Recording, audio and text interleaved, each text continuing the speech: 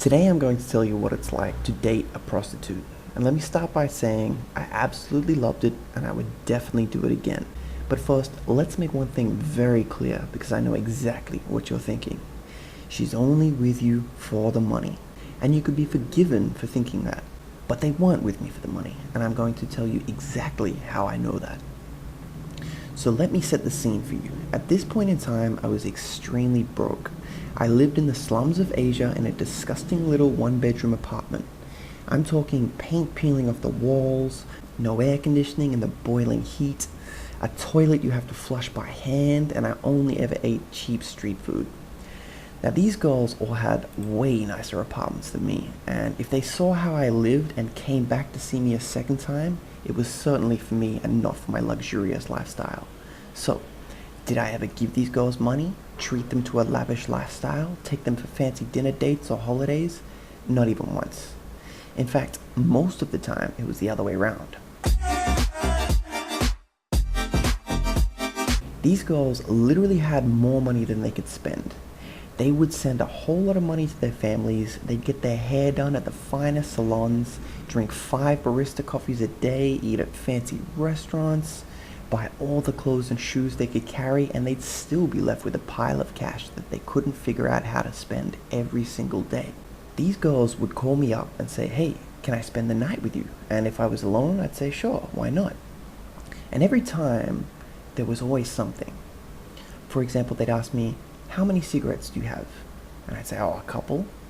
And 20 minutes later, they'd show up and they'd hand me 2 cartons of cigarettes without me even asking. Or maybe we'd be in bed for a few hours and we'd get hungry, but being flat broke, I had the $1 street food in my mind. But they'd just pull out their credit card and order pizzas and wings and spend about $50. Now that might not sound like much, but over here it's about a week's salary on just one meal.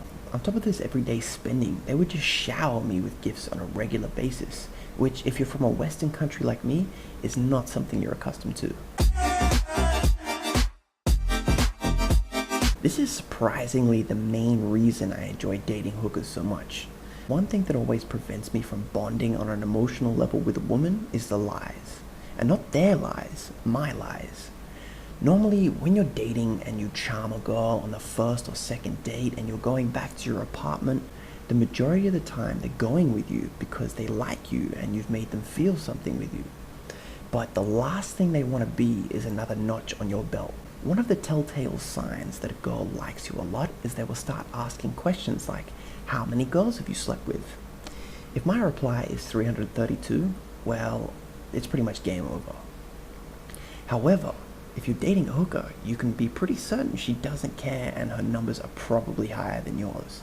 When you're able to really open up to someone and just be yourself, it's an absolute game changer in a relationship. The irony here is that out of the 400 or so girls I've dated, some of the most healthy, honest, and enjoyable relationships I've had were with hookers. This is something I can't delve into too much in YouTube, but if there's anyone out there who has skills, experience, stamina, and tricks up their sleeves, it's hookers. And then there's your fantasies. We all have weird things we're into or want to try. Whatever your fantasies might be, she may or may not be into them, but she's not going to judge you for speaking your mind on this because she's probably heard much weirder stuff from her clients. One of the big downsides is that you always need to wear protection. Unlike a regular date or girlfriend, no matter how long you've been together, if she's still in the same line of work, you're always at potential risk of STDs or HIV. The real question here is, would you be jealous? Maybe she does it once a week for a little extra cash, or maybe she takes several clients a night. I know most people would find this very strange. I sleep with a lot of different people, so who am I to judge somebody else for doing the exact same thing as me?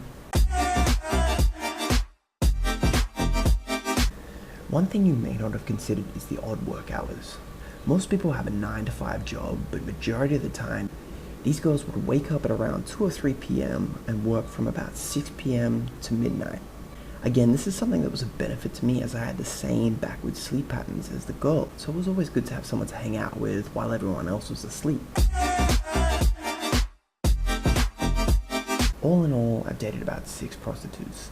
I know that sounds like a lot, and it is, but it makes up about 2% of my dating experiences. If there's one thing I've learned from spending time and getting close to prostitutes is that despite the fact that prior to dating them, I shared many common preconceived notions that they are either selfish, money hungry gold diggers or victims of the sex trade, they're human beings just like me and you.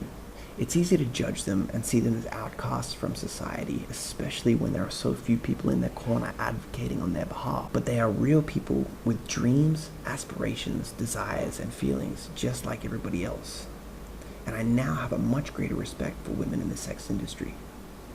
Would you ever date a prostitute? Leave a comment and let me know what you think.